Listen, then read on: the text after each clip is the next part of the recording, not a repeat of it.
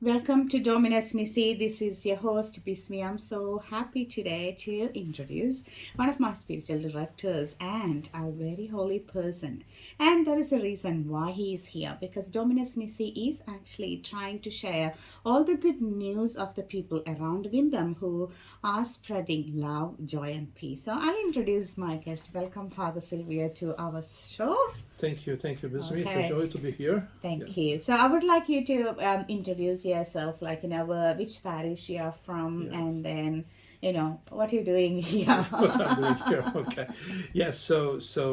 Thank you once again for inviting me to this program. And yes, my name is Father Silvio, and I come from Malta. I'm a recent arrival to Australia. Just came about 4 years ago.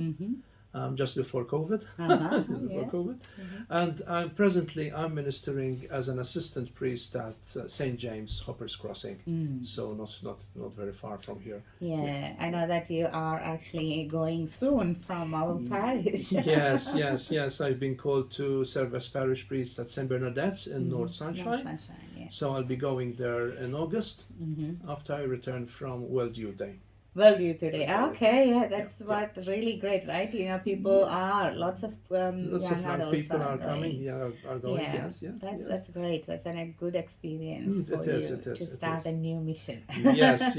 It's like a break between one mission and another. Yeah, that's And great. it's Yeah. it's I really would like to hear your story from childhood. You're from Malta, and then there are Okay. lots of people here from Malta and having their faith journey here. Yeah. So, how was your childhood about your parents, siblings? So, Okay. yeah. So I was born in 1962. That time you can count the Oh, I can numbers. count. And I'm the first of a family of 6 siblings. Okay. My mother, God bless her, she's alive and well, in her 80s now. My dad unfortunately passed away 21 years ago. And so I grew up in a town in Malta, Mosta, the name. Perhaps Maltese people would surely know Mosta. And so my early childhood was in this town. At the time we used to call it a village, but actually it was a town and still is, and it has grown much bigger since my childhood. Then my secondary school years, I attended a particular Catholic college, okay, belonging to the Missionary Society of St. Paul. And that's where my vocation continued to develop. I don't think there was any particular time when I can say, look, that was the day. So there were no bolts of lightning, Yeah. but there were many flashes. I would say. Okay. I would say. So I was attracted to the priesthood since I was young, which it's a story in itself, no? So obviously that brings about like a continuum, but at the same time it makes you think: is my vocation something related to a young boy who's like growing up, or is it something more adult and requires? So I went through that period of time where I was saying I need to discern this, and my spiritual director and vocations director helped me a lot, and even my encounter with other young people helped me to discern my vocation. And in the end, I said yes. Yeah. I said yes.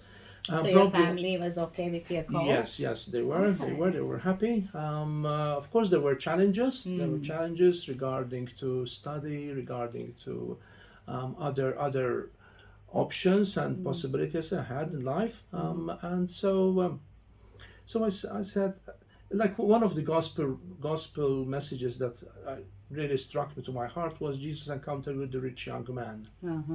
I wasn't rich financially, surely not even my family, but I think I was rich in other things. Yeah.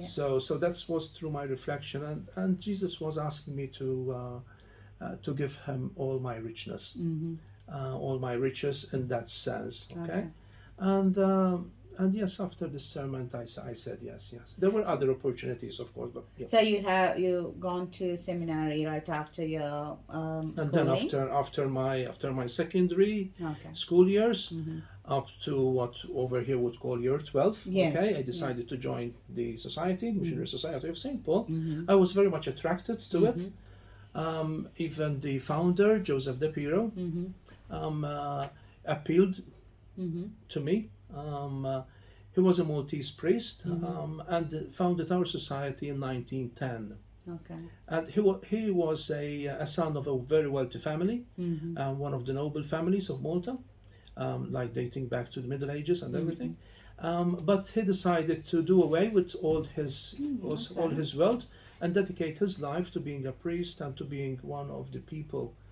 And he worked a lot in many areas, including orphanages, including parliament even at the time, including he was also rector of the seminary and parishes and that. So he was a very well known figure, and everybody loved him because of his openness and his hospitality towards the poor and people who were like on the outskirts of society. Okay.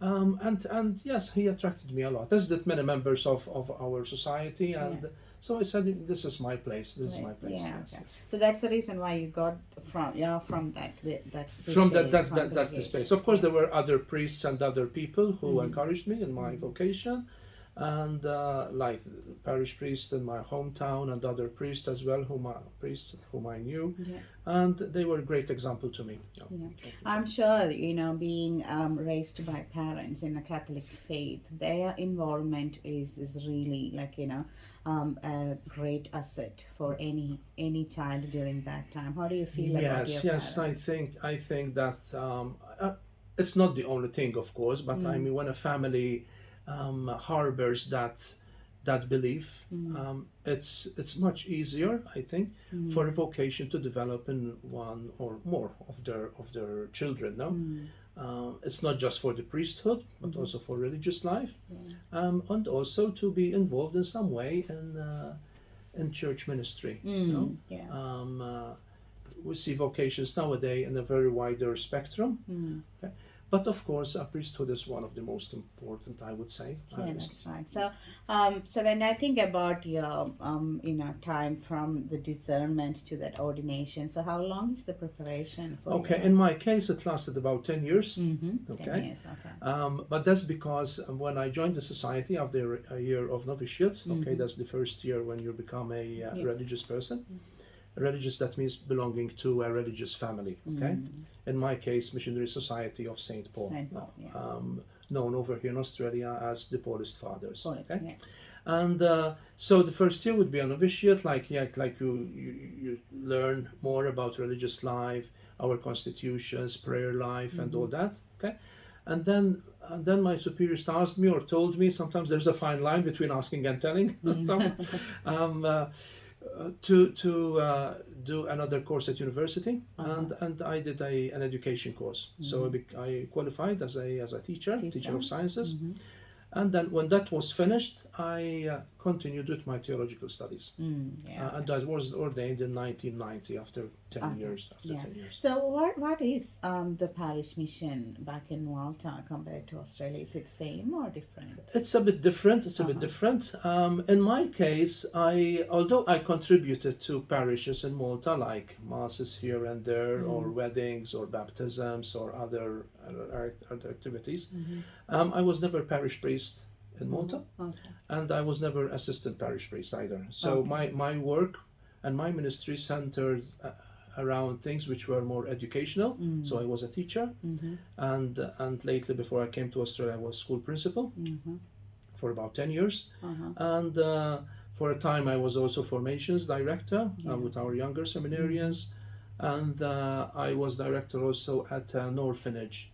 Orphanage was a residential home for children, teenagers basically, which was very much loved by our founder. So I really felt I was continuing the work, that the founder, Joseph Tipiro, had not actually started, because there were other people involved. But he really loved this place. It was called St. Joseph's Home. So I think it's a different type of missions that different you have type done of ministry. Yes. So I was just wondering, during your studies and then all this, it's a serious mission looking after education sector and then orphanage. So what was your core strength to share Jesus' love, joy, and peace? What was your strength? I think my strength came from the fact that I felt I needed to be close to Jesus, and that's very important. and also through like whatever type of ministry you're involved in, you need to proclaim Jesus Christ. Mm. No? Yeah. So whether you're working at school, whether you're orphanage, whether you are in seminary, okay, whether you're working with young people, whatever you do, there needs to be that something in you, like you're not just another one of the other volunteers, of the other workers. It's not that you're going to brag about it or anything, or pretend to be something higher than others, Yeah. but your priesthood needs to come out through that as well. Yeah. No? That's right. So it needs to show, like you are a school principal, but you're also a priest. Yes, yeah. So they both work together. It's not that you're a priest from 5 p.m. onwards, okay, but all day. Yeah, it's a different modeling, right? Yes, yes, Because yes, being a priest plus a principal, it's Yes, like because the values are Yeah. there, and you need to proclaim Jesus Christ through those values that you harbor yeah. and that you've grown into now Yeah. through a relationship with Jesus Christ. Yeah, so when I met you here in our area, what I felt, it's more of like your spiritual growth in that I would say in that Word of God. So you do have that real in-depth knowledge, and the way of a subtle way of influencing us with your experiences, or the way that you giving that homily. Those are the Yeah. things that really touched me personally, and at the same time many parishioners. Yes. For me, the Word of God is something which is very alive and active, no? Yeah. And it's something that I relate to a lot. Is the Word of God, after all, and it's an important message. It has an important message for each person, Yeah. and like studying it and reading and proclaiming it, I think that's one of my Area. my areas. Yeah, And we which I are really so love, fortunate yes. to Yeah, have yes, you as our spiritual director for our School of Discipleship. yeah. And then different people were discussing their impact in their life after having that school. So I want really to get a bit more understanding on a special topic from you, because you were practicing this and you were showing the model. So everyone is talking about holy hour. Yeah. So I want to get a bit more details about what is holy hour. Oh, Yes, that's a question I used to ask myself as well. I remember, like going back, my first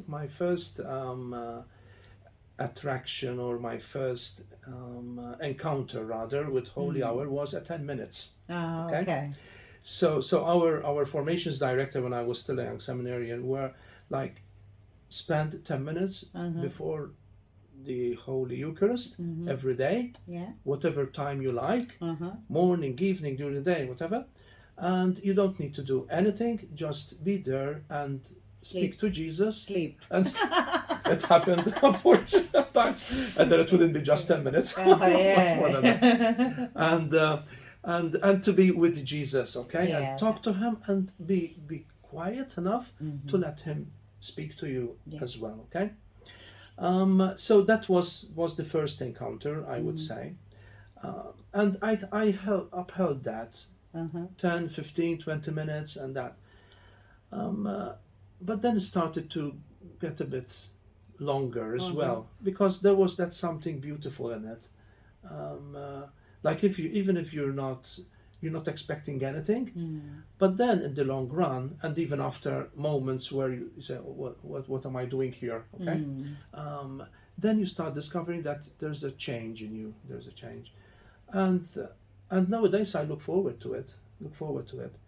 I do spend roughly 1 hour, sometimes a little bit more, sometimes a little bit less, and it's the moment when I can be with Jesus, just me and him, and the important thing is to do it.